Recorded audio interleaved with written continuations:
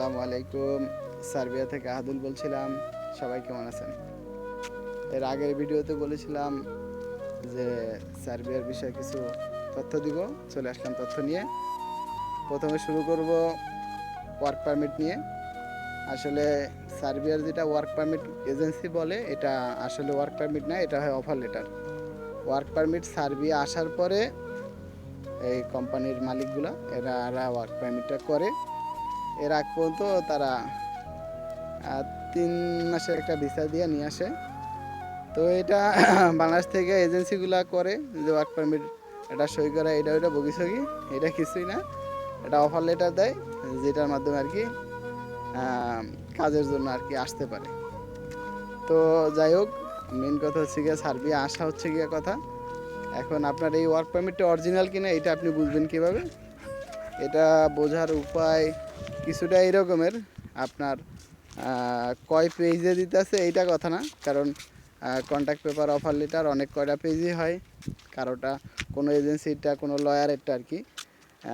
Agency তো আর visa দিতে পারে না সার্বিয়ার, আর কোনো ব্যক্তি ভিসাও হয় না। এখান থেকে সরকারিভাবে গভর্নমেন্টের ভিসা, এটা এখান থেকে লয়াররা ভিসাটা বের করে বাংলাদেশের লোক নিয়ে আসে। এটা লয়ারের মাধ্যমে হয়। তো এইখানে দেখা হইতেছে গিয়া যে 1 পেজের হোক, 2 পেজের হোক, আর 6 পেজের হোক, 8 পেজের হোক, এটা কোনো কথা না। কথা হচ্ছে গিয়ে যে ওই পেজের ভিতরে ফুল ডিটেলসটা আছে কিনা, যে কোম্পানি কোথায়, আপনার থাকা খাওয়া কত, আপনার স্যালারি কত, এই সব কিছু ওই পেপারে উল্লেখ আছে কিনা, এইটা হচ্ছে গিয়ে মেন। যদি ভালো এজেন্সি হয়, ভালো লয়ার হয়, তাইলে সম্পূর্ণ ফেক যদি না হয়, তাহলে সম্পূর্ণ ডিটেলস থাকবে। তো এইটা হচ্ছে গিয়া চেক দেওয়া যে সম্পূর্ণ ডিটেলস আছে কিনা। এরপরে এই ঠিকানা অনুযায়ী খোঁজ করা, সার্বিয়াতে যদি কেউ থাকে তার মাধ্যমে, অথবা এজেন্সির থেকে খোঁজ না, গুগল ম্যাপ থেকে তথ্য নেওয়া। আর এরপরেও সরকারি কিছু ওয়েবসাইট আছে সার্বিয়ার, এই ওয়েবসাইট থেকে তথ্য নেওয়া যে এই কোম্পানি সার্বিয়াতে আছে কিনা। এই হচ্ছে কথা। কারণ সার্বিয়াতে যদি কোনো কোম্পানির ট্যাক্স ঠিকমতো না দেওয়া থাকে, ওইটা উল্লেখই করে দেয় যে এই কোম্পানি ভালো না। আর যদি কোনো কোম্পানি সব কিছু ঠিক মতো দেওয়া থাকে, তাইলে ওটার ডিটেলসগুলো থাকে। তো এই তথ্যটা নেওয়া যে কোম্পানি ঠিক আছে কিনা। এই হচ্ছে গিয়া ওয়ার্ক পারমিটের বিষয়। আর ওয়ার্ক পারমিটের পরে হচ্ছে গিয়া অ্যাপ্রুভাল, ভিসা না। আপনার ওয়ার্ক পারমিট আসার পরে আপনার সব ডকুমেন্ট দিয়ে তারা অ্যাপ্রুভালের জন্য অ্যাপ্লাই করবে সার্বিয়াতে। তো এইখানে আপনার ফুল ডকুমেন্ট থাকবে।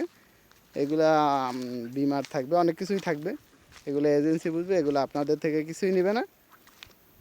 আপনাদের থেকে শুধু নিতে পারে যে আপনার ওয়াইফের, যারা বিবাহিত তাদের, মানে অনেক এজেন্সি নেয় আর অনেক লয়ার নেয় না। যদি নেয় তো আলহামদুলিল্লাহ ভালো, না নিলেও ভালো।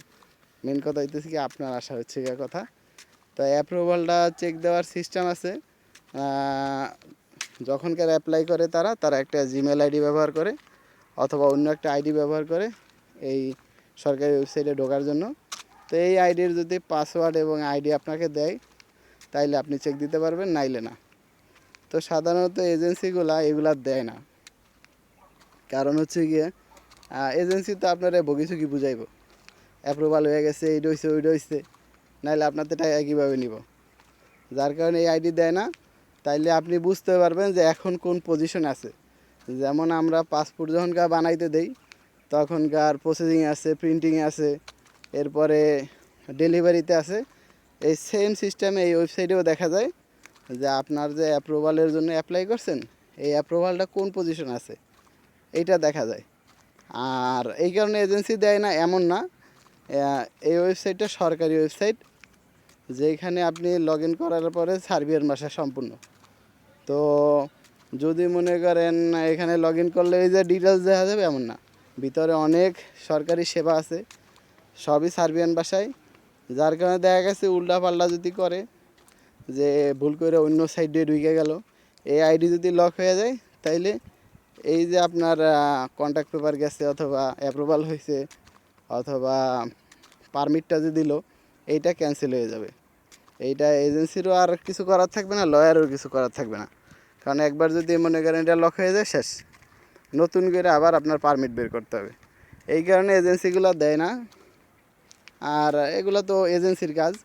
তারপরেও যদি আপনারা এজেন্সিতে যান যে আমার কত দূর কী আছে আমার একটু দেখায় দেন, তো ওনারা যদি আপনারে ইয়ার থেকে তাদের ল্যাপটপ কম্পিউটার থেকে অথবা ফোন দিয়া দেখায় দেয় যে তোমার এই পজিশনে আছে, যখনকারই ঢুকবো তখনকার আগে দেখবেন যে এই আইডিতে মানে এই যে ওয়েবসাইটে ঢুকলে আপনার যদি ওয়েবসাইটে ঢুকায় তাইলে আইডিতে ঢোকার পরে ডাইন সাইডে দেখবেন আপনার নাম দেয়া আছে এবং তারে বলবেন যে আমার ফুল ডিটেলসটা দেখান।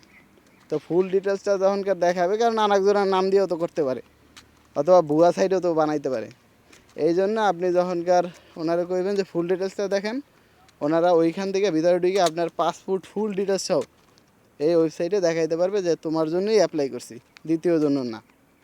এইটা হচ্ছে যে কথা না, একজনেরটা দেওয়া তো আর আরেকজনের করা যায় না। এই হচ্ছে গিয়ে অ্যাপ্রুভাল। তো এইখানে যদি অ্যাপ্রুভাল ওকে হয়ে যায়, এরপরে হচ্ছে গিয়ে আপনাকে বাংলাদেশে এটা পাঠাই দেবে যে অ্যাপ্রুভাল ওকে। এই অ্যাপ্রুভাল এবং ওই যে এটা কি বলে কন্ট্যাক্ট পেপার যেটা দিছে, এই অফার লেটার, এই দুইটা মিলে ইন্ডিয়ায় পাঠাবে অথবা অন্য যে দেশ থেকে তারা স্ট্যাম্পিং করুক, এই স্ট্যাম্পিংয়ের জন্য পাঠাবে। তো এই স্ট্যাম্পিংয়ের জন্য পাঠানোর পরে ভিসা স্ট্যাম্পিং হয়ে আসার সাথে সাথেই লাভ দিয়ে নাইচে নাইচে টাকা দিয়ে দিয়েন না, কারণ বহুত ভিসা আছে জাল ভিসা, এটা বলার মতো না। আর সার্বিয়াতে 100 জনের যদি ভিসা হয় এর ভিতরে 98টাই জাল ভিসা হয়, সোজা কথা। যার কারণে যখনকার আপনারা ফিঙ্গার দিতে যাবেন তখনকারই বুঝবেন যে আসলে কি যেন এত কড়াকড়ি। তো নাচতে নাচতে আগেই টাকা দিয়ে দেন না। আমি বলবো এটাই পরামর্শ, যদি পারেন ফিঙ্গারের পরে টাকা দিবেন, ফিঙ্গারের আগে টাকা দিবেন না। কারণ যদি জাল ভিসা হয় তাইলে হচ্ছে গিয়ে ফিঙ্গারে এটা ধরা পড়বে। কারণ ফিঙ্গারে ওরা ভালো করে চেক দেয় মোটামুটি যে ভিসা জাল কিনা। তো এইটার একটা অপশন আছে যে জাল ভিসা কিনা ফিঙ্গারে ধরা পড়ে। তা আপনারা যদি পারেন যতটুকু পারেন যে ফিঙ্গার পর্যন্ত টাকাটা নিজেদের কাছে রাখতে, আর ফিঙ্গার হয়ে গেলেই টাকা দিয়ে দিবেন এমন না, মানে বিএমইটি হওয়ার পরেই টাকা দিয়ে দিবেন এমন না, যত পারেন চাপায় রাখতে। এই হচ্ছে গিয়ে কথা। কারণ সার্বিয়ার ভিসা প্রচুর জাল হয়, আর বাংলাদেশ তো আমাকে এজেন্সিগুলো যে কী করে এটা তো মোটামুটি খোঁজ খবর দেখেনি। যাক, বাদ বাকি কথা, আমরা বর্তমানে ফিঙ্গার পর্যন্ত আছি, এর পরের ডিটেলসগুলো পরের ভিডিওতে দেবো, অনেক লম্বা হয়ে গেল ইনশাল্লাহ।